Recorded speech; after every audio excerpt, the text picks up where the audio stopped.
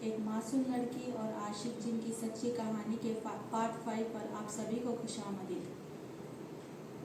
اللہ کے فضل و کرم سے بیٹی کی طبیعت پہ سدھار آئی، لیکن کیا کروں، بیٹے کے موت کا غم دل میں بس گیا تھا۔ مجھے صدمہ لگ چکا تھا۔ مجھے میرا بیٹا کسی حالت میں چاہیے تھا۔ میری ماں نے بہت سمجھایا میرے کو، ایک بیٹے کے موت پہ دوسرے بچوں پر خیال نہ رکھنا یہ بہت غلط ہے۔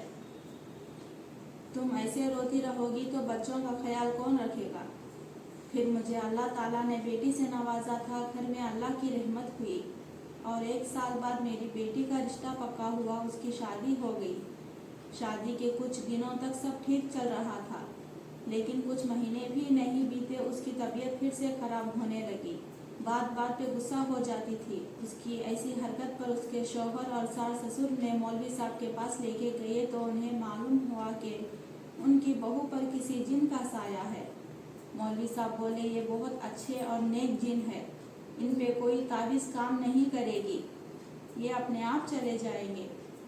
آپ کی بہو پہ جن کا سایہ ان کی امی کا ہی ہے، ان کی امی کو لے کے آئے، میں انہیں دیکھنا چاہتا ہوں۔ بولنے پہ میں اپنے گھر میں سو رہی تھی، میں نے خواب میں دیکھا کہ میرے شوہر، میری بیٹی، اس کے ساس سسر اور جمائی کسی مولوی صاحب کے پاس بیٹھے ہوئے میرا ذکر کر رہے تھے۔ میری آنکھ کھلی اور میں نے فوراً میرے شوہر کو فون لگا کے پوچھا کہ آپ کس کے پاس گئے ہو، میری بیٹی کو کیا ہوا، کیوں لے کے گئے؟ پوچھنے پہ میرے شوہر تعجب ہو گئے، مجھے کیسے پتا چلا؟ پوچھے اور گھر آ کر میرے کو مولوی صاحب کے پاس لے کے گئے۔ میں نے ان کو سلام کیا تو انہوں نے جواب دیا کہ آپ مجھے سلام نہ کریں، میں کروں گا آپ کو سلام۔ اور میں نے ان کے پاؤں چھونے کے لیے جا رہی تو وہ بولے، مجھے آپ کے پیر چھونے ہیں نہ کہ آپ، کیونکہ آپ جناتوں کے سردار ہو۔